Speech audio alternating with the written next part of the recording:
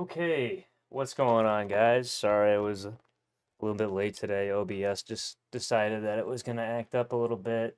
Um, all right, so today we're breaking down how to make a Mac Miller type beat. I'm gonna like really go over like how to just make your piano melodies like really hit, how you can make the melodies just like a little bit more unique. Um, and like with this one, it's just one piano melody, like pretty much the entire way through. But how do you like make that unique throughout the song and not like get boring? Um, but yeah, like when we get right into that, it's just like voting like every single week. We do it on the YouTube channel now. We do it on Instagram, and yeah, let's get right into this thing. Let me play the beat for you guys one time.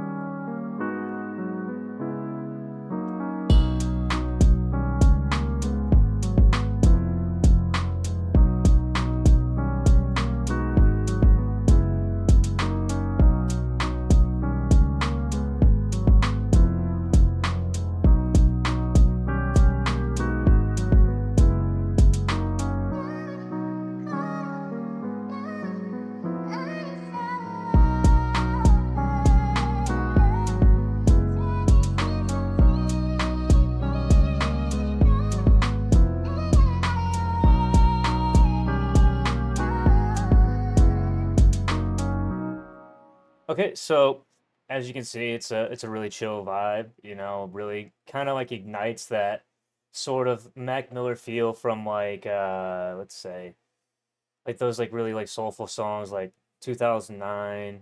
Um kind of gives off like the Nothing from Nothing cover that he did, like with the chill piano, and it's like kind of an E piano. So just always like whenever I think an E piano, I'm just thinking like of the live cuts that he does a lot of the times, like because he just loves to like cook up on the roads.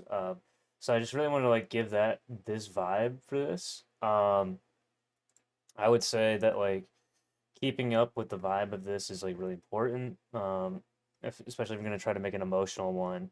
Because like a lot of times if you're just making like a trippy boom bap one for him, you don't want to like really like go this route. But like if you're like making like extra vibes on this, this is a good way to do it. So basically this chord structure is a little bit more complex than what I normally go with. Uh, because you don't always have to be difficult with the way that you do things, but like it's an interesting one. So it's like a lot of like inversions, different ways of doing this. Um, I would say that like so we're just mainly working in B minor here, if I'm not mistaken, and maybe B major. Let me take a look here. Look at the scale here. All right, I think this is B major actually. So let's see. Yeah, so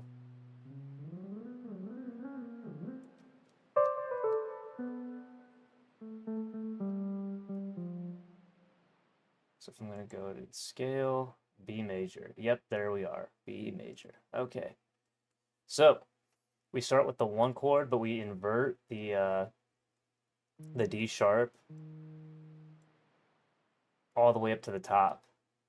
So it's like an inverted one chord.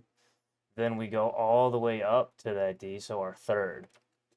And then we go back down to our sixth, which is G sharp, all the way down to F or E sharp in this case. So that's going to be our fourth. So 6, 4. So we're going 1, 3, 6, 4. From 1, 3, 6. Then we're going to 2, back down to our 4. And it like the way that like I really keep this one unique is not by doing the exact same pattern. I kind of switch it up here at the other mark by adding an extra ninth on it, um, or an extra seventh, just to make it sound a little bit more of a vibe. So like when you hear it going through,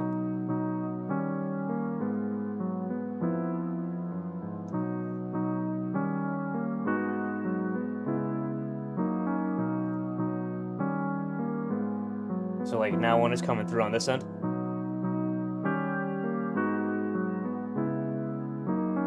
yeah, so you kind of get the vibes. Like, so you see how it's I just put that little accent in there to make it unique for the full 8 bars.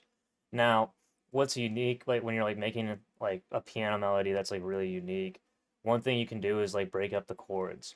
So like I've got this structure, right, that I'm following. So it's like instead of just doing like staccato chords, I'm strumming the chords like as you know, like on Alt S for each one of these. Then I'm going up through the progression and then putting little accent notes here and here and here, all the way throughout the chord progress. Just because like if you add these little notes, like this little build up right after this one, it bridges the gap between the two notes. So F to B is kind of like, or I guess like I said, E sharp to B is kind of a big jump. Um, and so we like bridge that gap with the two bass notes going up. So we're just making sure we're bridging our gaps here. So like one of my things that I love to preach on this channel is the less movement the better. Like it's like really like if you keep it simple with the movement, like just going up half steps at a time and not making these big leaps, this like really like helps your music theory and your music production just because it's like you're not making the melody just sound like it's all over the map. Uh, you want your melody to be unique for sure, but you want it to be cohesive and you want it to like sound like it's together. Now another thing that I did with this, it's like we kind of kept the pattern relatively the same. If you like take a peek at it, it's like the dun dun dun dun dun dun dun dun. Like it's like that throughout all of them, and then we like break down at the like the end of the fourth bar and at the end of the seventh bar. And the reason we do that um, is just to like really make it kind of unique. I mean, I guess like this is more the eighth bar at the end of the eighth bar. We do this to make it unique at the end because like those like little pieces like putting this like extra note on the top really helps. And a lot of these like structures I've like added extra notes or you know because it's like so like E and F don't really mix, right? Those are like a little bit more dissonant notes. um and when we do that, it creates a unique chord vibe, right? So like it sounds like that on its own, but like when we're like progressing through our progression, just makes it sound jazzy, you know? And really keeping the jazzy chords is definitely the best vibes that you want to like pay attention to with this. And then making your like little steps and your little edits. Um, you could either, if you're like good at piano, go ahead and play something like that in, and it's just like you want to keep your chord structure like that, and that's it's pretty good. I mean, or if you just want to take the easier route, you can just like stamp in your chords by clicking the stamp thing at the top here, doing minor sevenths and like you know ninth chords to really get that jazzy feel like we have up here. And then when you can do that and then hit the strum and then just randomize and edit your velocities this way. This way it doesn't sound so like bland. Um, like not everything's hitting at the exact same velocity, so it sounds like it's a unique piano melody. And I did this. This is just like a stock plugin, if you will, of Electric Grand. I didn't make any edits to this. This is just the Electric Noir preset that's in there. Now, the next thing that I added in for the melody is just this vocal chop. And now you can see that this is an A minor. So I really like had to fit this and make this my own. So it's in 93 BPM originally, but 99 is really what I wanted to be to like get that emotional vibe while also keeping it up tempo. Um, so I dragged it to the stretch of 8 bars and then pitched it down by 100 cents. And when you ever like when I was talking about this, I think it was just like even last week or 2 weeks ago. A half step is just going from like B to C. So like that, but so it goes from that's a half step. So like, if we are going from A minor to B, going up 100 cents. So yeah, and then like I think I did this on purpose just to like get like a little bit more dissonance. And what you can hear in this is like I just grabbed I guess this is the other part of the melody. Like when I like brought it in with the vocal chop.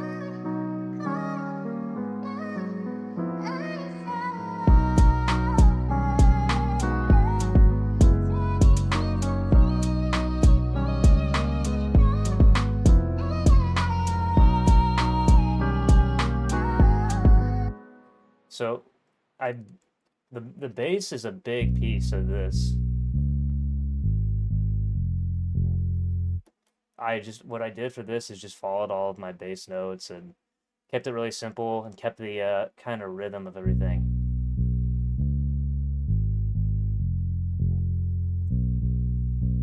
I layered this rhythm with the kick, I believe, if I'm not mistaken.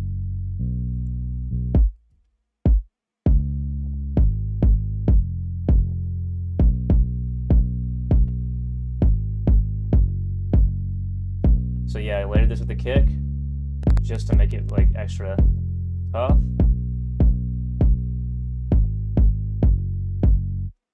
And yeah, then we added some snares for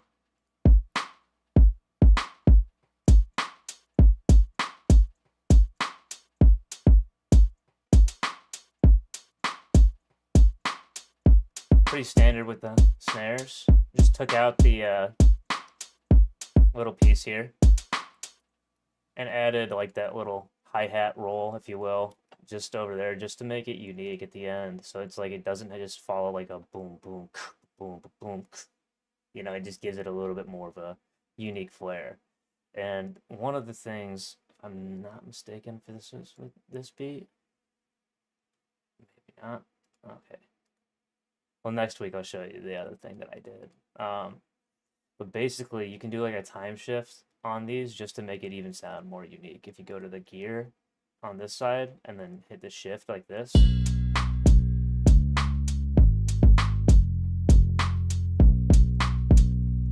you can hear the dramatic shift in that. So like a little less of a shift gives it more of that like unique feel instead of like computerized. We like to keep things human around here, you know. So I would say this too, when you're making one of these emotional kind of beats, it's nice to have the vocal chop. It's nice to have the kicks and like drums that are like pretty easy and giving room for the artist, and a complex chord structure like we followed up above. Those are like really the core pieces of what make an emotional Mac Miller beat. So it's like you just think of like remember, like REM member. That one, it's just like a simple piano melody and then like a little backing vocal that's like in the background with like crazy drums. So it's just like when you're thinking of like all of his like really vibey and emotional stuff, it's usually this kind of pattern that you want to see. And you keep it in like the 86 if you want to be like a lot slower to the 100 BPM range, just to get a wide variety depending on like how he like like how he was creating his stuff at the time. I think that's just important to keep in mind. But yeah, with following the structure of the song, I like took out this to like emphasize the vocal chop for the hook, and then like I took that part out, like I put the whole thing back together on this, so it wasn't like just the exact same thing all the way throughout. And to follow the beat structure, it's just a 4-bar intro, 16-bar hook, 16-bar verse, 16-bar hook, and an 8-bar outro. And I always like to do that just to keep my beats under 3 minutes. I think it's just like that's the way you're going to be the most effective, at least in today's day and age with stuff. Can always make a beat longer, but keeping an artist's attention sometimes is a little bit more difficult when you're producing beats. Sometimes you have to be quick, and it's nice to just have like a quick beat. You can always make it longer later and make different bridges, and you just take pieces out, add pieces in. Like for here, like I'll explain what I did. I took out, just like I did in the last part, just so I could like really emphasize that this is the verse with the piano. Let the vibes roll, bring the kick in, just rock with it, you know. and then take pieces all back together. Emphasize the hook piece of that.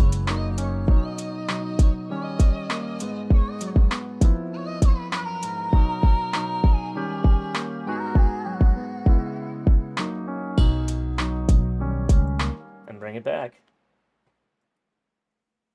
So yeah, that's pretty much what we got with that.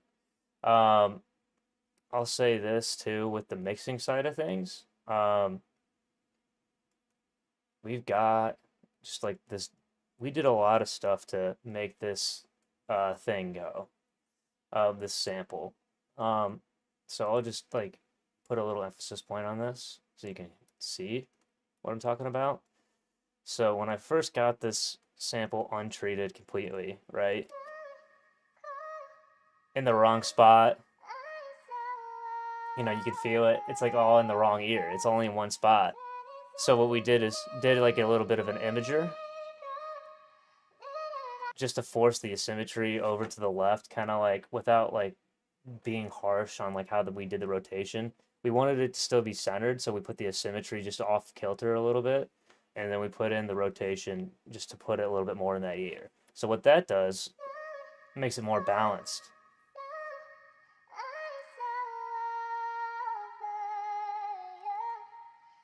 And then we raised our highs.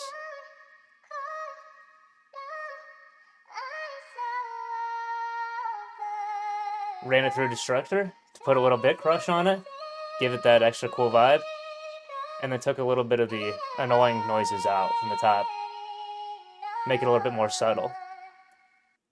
And then everything else just EQ'd the piano, right? So, because without it, forced it in the wrong zones. And then I think with the rest of this, we just kind of kept it pretty easy. And then put like a little compressor on our bass and force it into one range.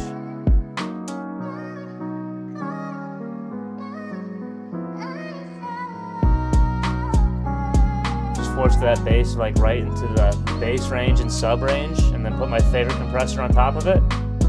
Just making sure it hits at like -3 only. And yeah, that's pretty much what we got with this beat, guys. So it's another good video, another week down. So thank you guys for checking this out. Thank you for staying tuned to the end, for those of you who stayed. Really would like to get some more of you in here when it's time to watch, just so we can get like more of the questions rolling.